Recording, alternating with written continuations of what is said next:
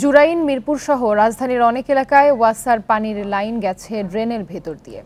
কোনো কারণে প্লাস্টিকের পাইপ ফাটলে বা লিক হলে সেই পানির সঙ্গে মিশবে মলমূত্র, আর সেই দূষিত পানি ব্যবহার হবে বাসাবাড়িতে। সিটি কর্পোরেশন বলছে ওয়াসা চাইলে তাদের জন্য আলাদা ব্যবস্থা করে দেয়া যেত, অথচ পুরো বিষয়টি অস্বীকার করছে ওয়াসা।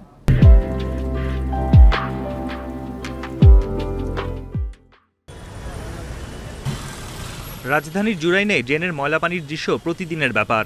ড্রেন উপচে সেই ময়লা পানি মিশছে রিজার্ভ ট্যাঙ্কিতে, ফলে সংকট দেখা দেয় খাবার পানির। এই যখন পরিস্থিতি, তখন ওয়াসার নতুন পাইপলাইন বসানোর উদ্যোগে স্বস্তি পায় এলাকাবাসী, কিন্তু সেটিও ঝুঁকিতে পড়েছে। কারণ জুরাইনে ড্রেনের ভেতর দিয়েই বসানো হচ্ছে ওয়াসার পানির লাইন।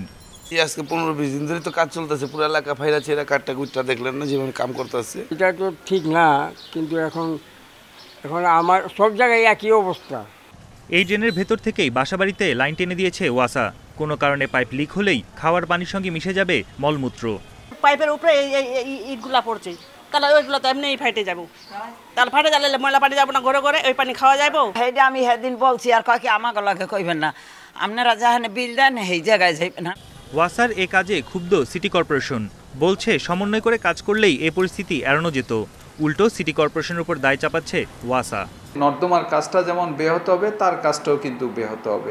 অনেক ক্ষেত্রে তারা করে থাকে, এটি যারা করে থাকে এটি অন্যায়, অনুচিত, এবং আমি মনে করি যে সমন্বয়হীনতা। সুতরাং আমি মনে করব যে আমাদের তদারকিটা আরো বৃদ্ধি করলে আরো ভালো হবে।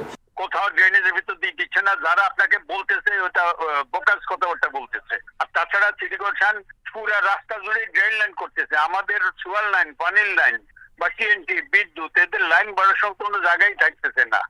ড্রেনের ভেতর দিয়ে ওয়াসার পাইপ টানার অভিযোগ পাওয়া গেছে ওয়ারী, যাত্রাবাড়ী ও মিরপুরে। বন ইবনে কামাল, ইন্ডিপেন্ডেন্ট নিউজ, ঢাকা।